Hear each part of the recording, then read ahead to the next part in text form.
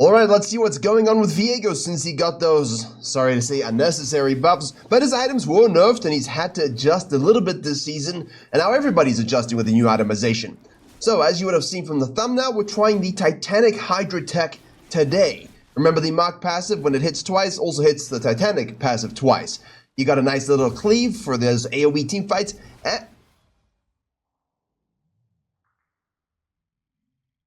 Alright, we're invading his blue, I guess. We'll talk about that in a second. And obviously when you have more HP, the more AD you get from the Titanic. So, let's see what it looks like. Now, the reason for this absolutely psychotic, random-ass nonsense is because we saw the Nocturne ward here. You guys didn't see it, but everybody else did. So we know it's seen. Now, I don't really have an issue with this in theory because, well, this ward.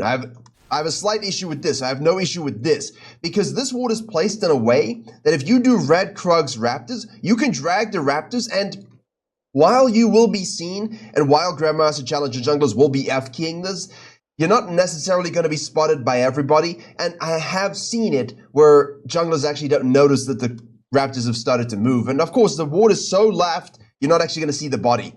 Alternatively, you can of course just skip those Raptors and go to your blue side, no stress, because you won't be detected if you hug the wall. And then you can always loop back, right? You can go red into the blue Gromp Wolves, Raptors Krugs, and you can avoid it with a reverse clear. Or what you can do is flash the wall, avoid all vision, counter jungle the blue and the Gromp, get level 3, and then go mid lane and try and gank Yone with the Nico that we have here. Priming our W, which of course does hit. We hit everything else. Nice double proc there, and pretty good gank actually. The problem now is that the Nocturne's gonna show up and be like, hey, I've seen what you're doing, I know what you're doing, I understand what you're doing. And if you straight up lose the fisting fight here, we obviously conquer Nocturne. If he has smite up, we get it fortunately, of course, when you've got a Q combo there that you can use, and technically you can use QW as well with a smite. You really can outsmite a lot of people, but the Nocturne here, you gotta head to Virkayu.gg. Not only do I have a free jungle improvement resource, I also have a dedicated program with jungle video courses, jungle coaching classes, a jungle VOD library, special weekly content you'll see nowhere else. All of this available through a premium jungle Discord, which is highly active, a huge community that help each other climb using my jungle program and courses. As we have seen by everybody hitting their peak rank goals in Split 1 and Split 2 of Season 14 as fast as possible. So to climb faster than everybody you know and to jungle div every game you play, head to Virkayu.gg or click the link in the description below. Is a little bit lost actually, and I like this from the VIEGO because you know straight up that this Olaf will rotate, you know that the Nocturne will fight you here, so we just give it up and we go to the bottom side. Again though, I'm not a huge fan because you easily could have just done your regular full clear, you could have reversed clear, you could have done something in between, you could have finished everything off and then looked for the same gank, either bot lane or mid lane, but honestly, that kind of, I don't want to say ingenuity, but that kind of thinking out of the box jungling is actually kind of interesting, right? We do like to see that from our players because it's basically like, well, these are warded, I have no map scale, I must well just flash the wall. There ain't no way he's going to see me. My only downside or critique is, what if they did? What if there was a ward and they did, and you have to track where people are and where they're placing vision early. So, Nocturne obviously gets a double scuttle. Sorry, not the double scuttle, but once the double scuttle gets Krugs into one, crosses over, we'll have a look to make sure where the VIEGO is, and the hitting of the point was not actually very good, so the VIEGO's pathing there really good. I mean, he tried the, we'll get that anyway, the Q there in the auto attack.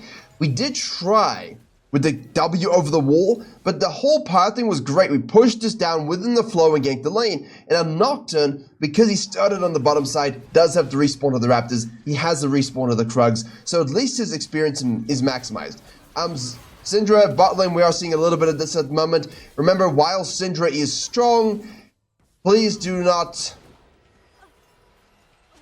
make this, well, the ADCs have had 6 months of domination. We've had them in every role. They're still in every role in Worlds. You know, they're absolutely fine. Jhin is the 30% pick rate. Kai'Sa's the 30% pick rate. If you play Jinx, just ban Jhin and you have a great win rate. Yeah, you're fine, right? A few mages being played in bot lane is just an exploration of the new itemizations, not because ADCs are inherently weak. And VIEGO here obviously has to navigate these sorts of things. So now you look at it, right? And basically, I'm going to ask you a question here.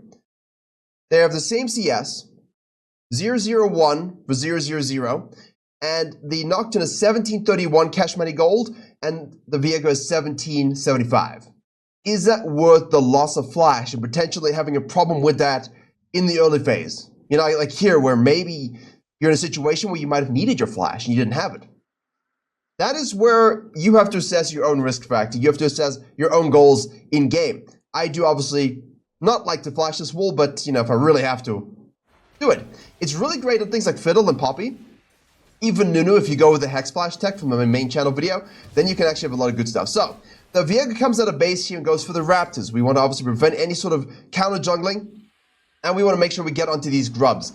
We're nowhere near level 6. Nocturne has, of course, done these things now, so he's a lot closer to level 6. We can see what he sees, a Karma rotating out of base with the Viego. Okay, I started speaking and then the replay glitch, so we're back. So the Viego is coming up through here. He's going to smite this to get the bonus experience on the first grubby, and that's always important just to make sure, even if you're contestant and you have to give one up, that you in fact get that bonus experience. But then we see the Karma rotating, as I said, out of base, huge roam. Another Nocturne makes a mistake of going on a 2v1 where there's never going to be a matching, right? There's never going to be a matching situation from his perspective. He's going to recognize, hey, look, Yone's down here, Zoe's down here, Syndra's down here. No one is going to be able to save you. Like, that's the end of the story. No one is going to save you here as Nocturne. So there's really no reason whatsoever to force this fight. If you see the Viego ditch, you look at the numbers disadvantage, just leave, right? If you have no camps up, if you have nothing to do, base immediately, go bottom side. But from Viego's perspective, it's a good job recognizing, okay, well, we do have numbers advantage. Let's fist it out. Let's get the kill, all the grubs, and the scuttle, and we'll be level 6. Now, we are delayed in the level 6. That's because we're a little behind in our farm due to the way the game is playing out. But we got a bunch of log swords and a dagger. So let's see what we do. Now, Nocturne, of course, will also be delayed from a 6. It's going to be 7, 20, 7, 15, 16, whatever, by the time he gets it here. If he chooses to smite, he's got 2 charges, so in theory, he actually could smite just to get it quicker, but he's now 6. That's not the real Viego, that's a Nico mid lane. Always a fun champion for sure. Now, Nocturne's on the red, we're doing our red as well. Of course, it happens while I F-keyed away, so that's why we F-key all the time, alright? But you can't really tell until you actually click around the map and look. And I do think there should have been some communication here. Hey, Nocturne should be on the bottom side. He should have his ult available. Ashe is able to turn it around, but she will die. Plus 300. Karma's there. What you can do here is cut in. Let's see if he does. Via auto attack and a kill. He's 2-1-0. He gets 2 freebies there. I don't like that, but the best thing you can do as a jungler is communicate this. Maybe they respect it, maybe they don't. Doesn't change your life, but it does if they listen. So Nocturne pushes this in. We'll do the Grump into the Wolves. Okay, Karma's coming out of base. There's Zoe rotating. Weird bot lane. Scan it up, clear the vision away. We have the shield, so we can use that there. There's a W. There's a Yone ult. If you need to ult to reposition and survive, please do. We don't really have to burn. I mean, we burn flash, which does suck. Again, if your laner is going...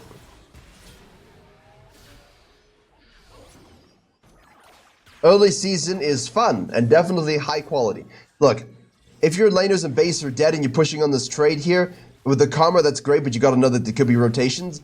And again, with Zoe, you know that the Viego's low, but he has ult and he didn't burn it, so just leave. There's no reason to die. But as Viego, be ready, snack it up, ult missing HP, take the dragon. Top side now is the Nocturne. We're gonna go on to the blue buff here. We need to be a little bit more measured now. We are ahead a little bit. I would like to snack the Scuttle Crab for sure.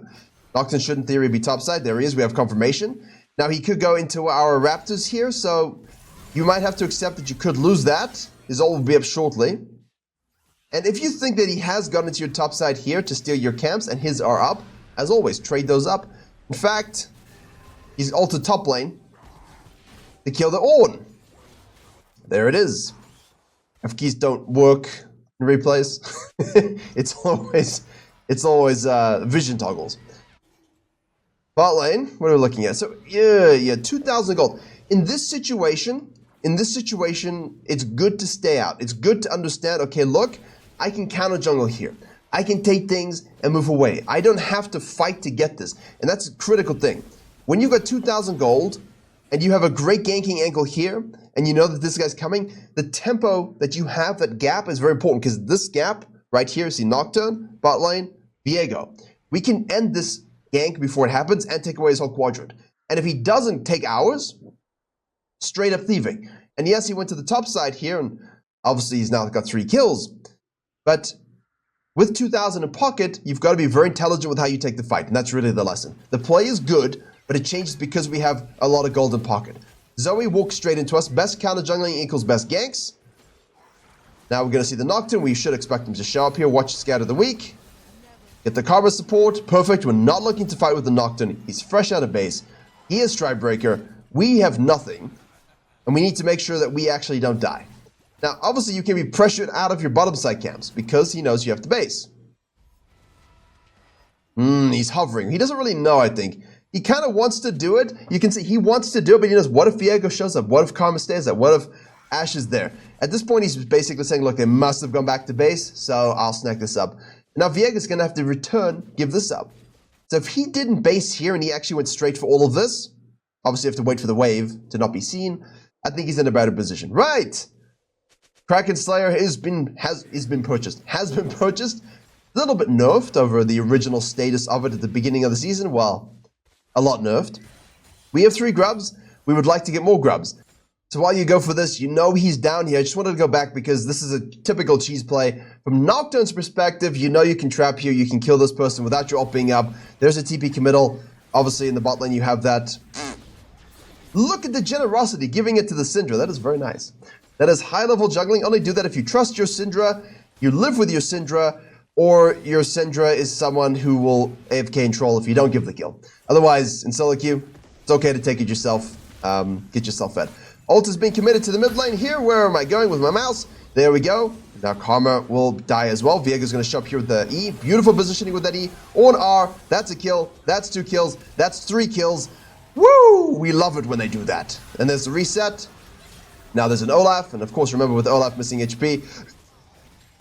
Kill. There we go. Perfect. So, 6 grubs. Great reaction. And you're thinking, okay, well, Virkayu, should the Nocturne have instigated that gank? No. He should know that the Viego's topside. However, he will have to keep playing the game, right? People have to keep making moves, and they think, oh, like, I can pull this off before Viego shows. But Kraken Slayer is just so damn good at allowing that to happen. Now, you have just gotten 1,700 gold on your base. Zoe's mid lane. Ashe is pushing in the Yone. Coming up to buffing that champion. Like, champion's ridiculously strong. So, we come out of base. We are starting with the Tunneler plus cloth armor. Extra resistances, always helpful against that comp. Yes, there's a lot of AP, but I don't think we're really worried about that AP. Ray, Mega Arrow, Root. Not enough damage. Bottom side. Here you're asking, why do we go to the bottom side? Well, there's a dragon spawning. We're not too concerned about this top quadrant just yet. We know that the Nocturne might show up down here as well. There he is. Didn't go bot lane, but he went mid lane. And would like to snowball and offset the advantages he gave bot lane here.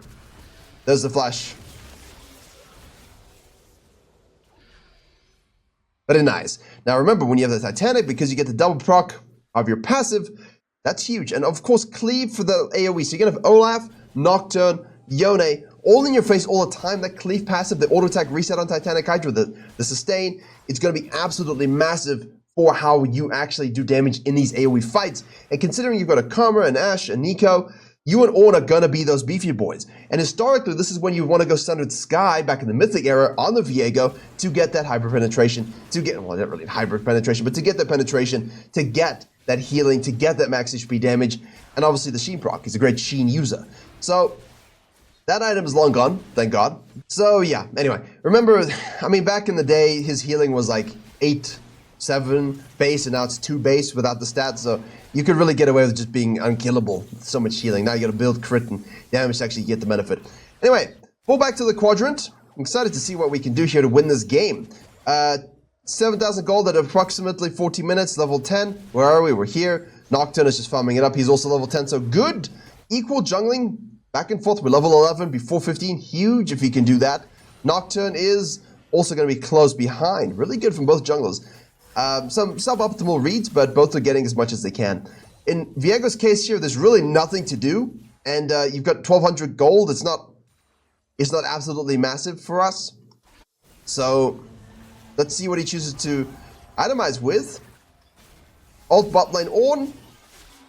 There's a Yone killing the Karma. Probably expecting a Nocturne rotation here at some particular stage. He's looking to see, is he here? Can I shadow the scenario? Again, no camps are up. 0 camps are up. And we're looking for the Yone. Oof. It was beautifully done. Beautifully done. Smooth. Smooth, straight in, R execute. Pseudo execute. It's a stun, auto attack Qs. Another auto attack. You see at the end there, he had another auto attack. I had a Kane play against a VIEGO in coaching the other day, and the VIEGO had 6 HP and lived. And that's because the Kane was like, I got you with a W, and didn't weave in an extra auto, and that's why he died. Because if he just hit that auto W, the VIEGO dies, no reset. But because he didn't auto, he didn't die from the W, and the VIEGO killed the Kane, and that was a snowball moment. That's because with the less damage you're having, the less DPS you're having on all these items, you're gonna need an extra auto every now and then. You're gonna need an extra spell cast. So don't be afraid to just weave in that extra auto in the end, weave in that smite, get that animation cancel, do the cleave, extra auto attack, whatever it is. Just use everything that you have in your kit, give those extra autos at the end, because you probably do need them at this particular stage with the reduction in damage. That goes for every champion. Same for VIEGO there, but that extra auto, we wouldn't have needed that in the previous patch, but now we do. He does it fluidly and doesn't waste time, make sure he gets a kill. Because a lot of people are fading away, like, I got you, walks away, he lives. What you feel from muscle memory is not the same now. Always an extra auto attack, extra spell cast to guarantee those kills. Now, level 12, Ornn versus the Olaf. Still strong, can still do a lot of stuff. CC immune, but we are strong. We are strong. Where's Nocturne here? Gonna be counter jungling us? Huge.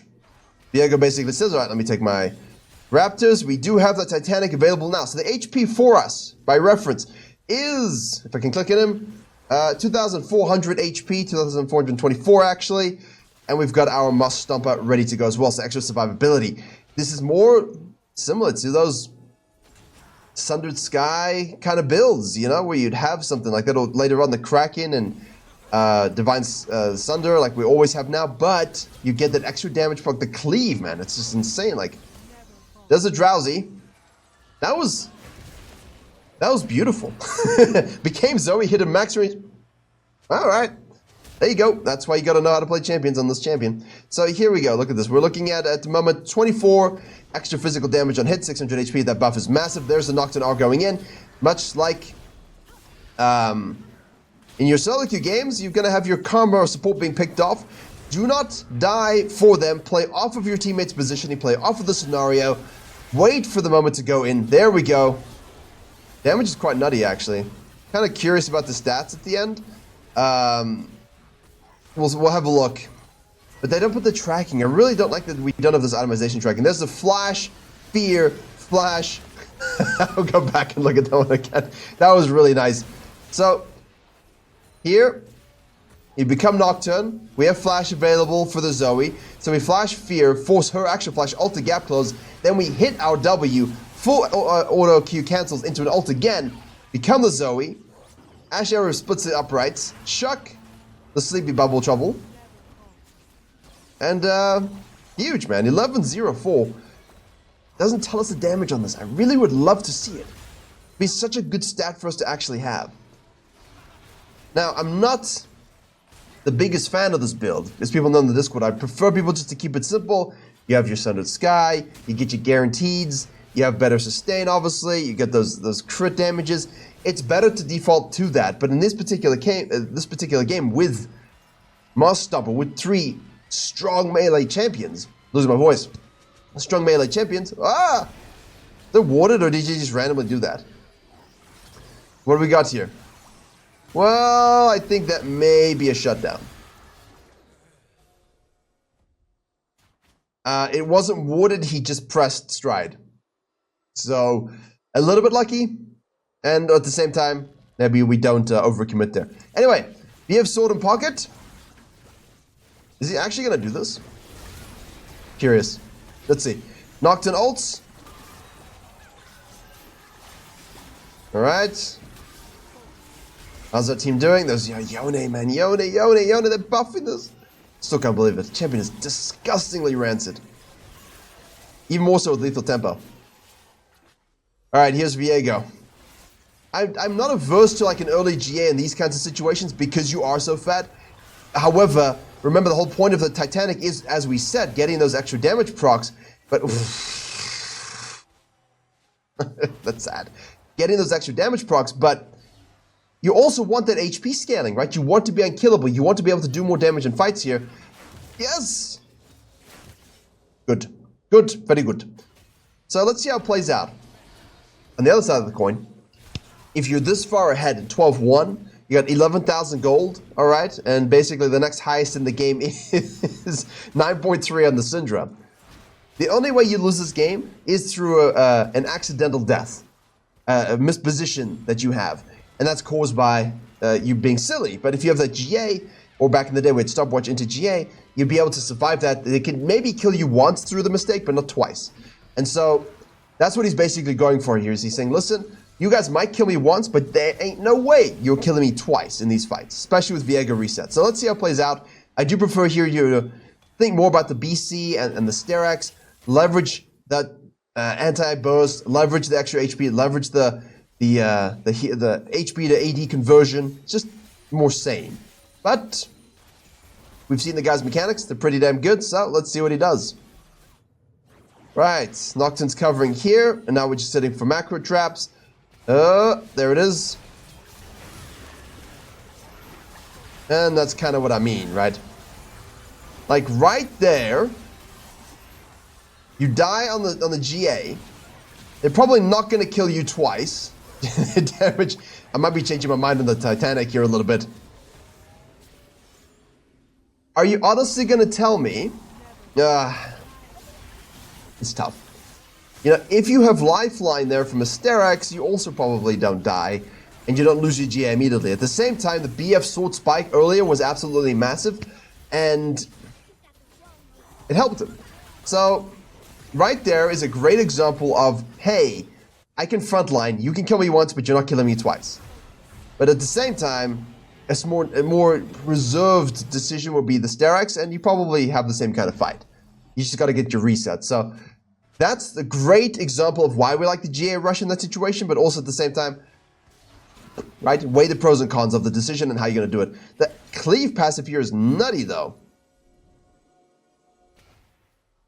31 at the moment. We're not really maximizing that conversion passive, although we are a little bit because we have 785 health on the Titanic Hydra upgrade from Orton, which is what you want to upgrade in this situation. So you have, 3,200 HP.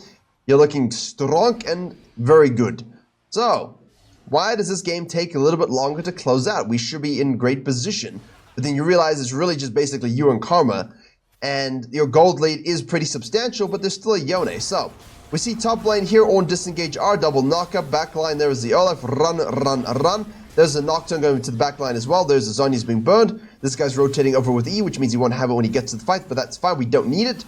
We need one W, couple auto attack resets, and an R execute. That's a lot of damage. Just sitting in the back line. Boom, baby. Nothing you can do about it. So much HP. Up, Yone, careful.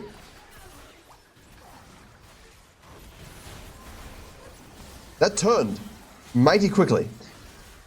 And that's where having the Sterex would help you again, because you'd have it up. So we overstayed on the Yone there. So it looked good, and then he took the Yone E, and then he died. That did look so good, so. Not much to really say other than be cautious with your teamfight target selection and overcommitting. And sometimes you just gotta take the win and run away. Well, that's sad.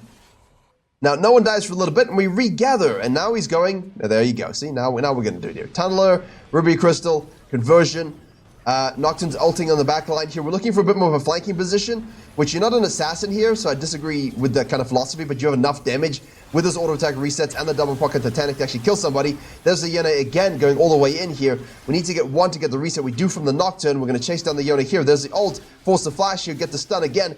The auto attack resets, the quick actives on the Titanics are absolutely massive. The double procs on the passive, huge with those Qs, and we go back in and oops, free dragon.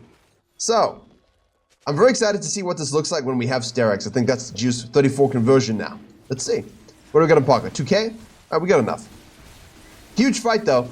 And again, I don't always agree with the flank when you are building like this, but you've got to assess the team fight in the right way. So yes, you want to be a bit more of a frontline body. However, you do enough damage to actually kill people and to actually flank and do what he did in that fight. Pros and cons. Do I need to be a frontline body and CC and protect and peel? Or can I actually afford myself the opportunity to flank? The Orn helps. Nocturne being a little bit silly with how he's going in also helps. And now we take some camps, go back to base. And we can buy our Sterak's. Okay, I'm happy now. We good now. GA's back up, so that's huge. Karma's being caught out here, plan to get away. Poor Zoe, man. VIEGO is hunting her. VIEGO is hunting her, which is good. Which is good. Ashe arrow down the mid lane. Nada. Split pushing from the Yone. Would think more about the mid inhib here than necessarily doing what we're doing in this situation, but we do have 6 grubs, a minion wave. Orn can tank the turret, we can just finish it off. Look at the damage rinse you have there. We can go in on the Olaf here. Should be a free kill for us. There it is. Yone splitting the bot wave. Ashe takes the inhib, very good. Can he stop the TP? Oh! My man. Viego's gonna go in. Ooh, I don't know about this. The respawns are coming up. I don't know about the Nocturne going in either. The respawns are coming up that you have not a wave. I would definitely double inhib this. I highly recommend double inhibiting this. Do not get too greedy with the end. Watch your deaths more times. You know Nocturne can fly out of base. We just want 2 inhibs. We don't want to waste our GEA here. We want to use our GE on the Baron fight so we can actually close. Perfectly done here. Once the Ashe dies, obviously. Orders on the bottom side. We'll steal the blue. Cash monies is 1,500. We don't really need to buy anything. We have a control ward that we can place. She's gonna face check. No sympathies. You play Zoe. You deserve suffering. You deserve suffering. All right, that's the pick that you need to basically prioritize the Baron. So let's just start it up. There we go. A lot of unhit damage there, huh? But a nice. Bot lane, 3 people while we do a Baron. Alright. Again, I don't think Orn should I don't think Orn should die. I don't think Orn should die for that play there, but it's okay. We are strong, we are tanky. We can waste a lot of time. Quadrant complete. Now, in low elo, guys, please don't sequence all the way up to the top lane. Take the quadrant, join your team, catch the wave here. There we go. Catch, catch, catch. Push, push, push. And now you can always look to sync up here. Orn does not have TP, though, so that's the risk factor. We don't overcommit without the Orn. We do technically want to wait for him. So as long as your team are not putting themselves in a position to die, you can definitely go farming. But you have to kind of trust that your teammates are also going to wait for Orn. And when they don't, and they die, you kind of just shrug. It's not your fault. You could be with them. You could shove this out. You could try and 4v5. I feel like you're strong enough to do so. But rationally, the Orn got picked. You wait for him to respawn. You guys kind of just push waves, not die. Don't get engaged upon. And then wait to be together. Now, however, here, the only reason we go for this is because we know with the Orn, we are strong. We are mega. We can do this. And we saw Syndra on the bottom lane, back in base, which means you have the power to actually fight without her being there. She now TPs into this, but we've got 2 resets already. There's a kill on the bottom side to the Olaf. Syndra's dead. That's it. That should be game. So, absolutely cool build, and obviously Sundered Sky to finish off. Healing down already 254, and that's my point. Like, we saw a lot of damage here from the spike. We saw the Kraken into Titanic into G and what it could do. We saw how the Steric survivability and the HP conversion helps a lot later on. The Sundered Sky last obviously just brings the build home, but I think for most of you, it's better just to stick with the Sundered Sky. Get that healing, get the sustainability, learn how to fight a little bit more classically first, and then of course you can start to weave in those auto attack animation cancels, understand how that unhit damage doubles down, and get used to a different way to playing. But either way, 21-2, Mega Snowball is good.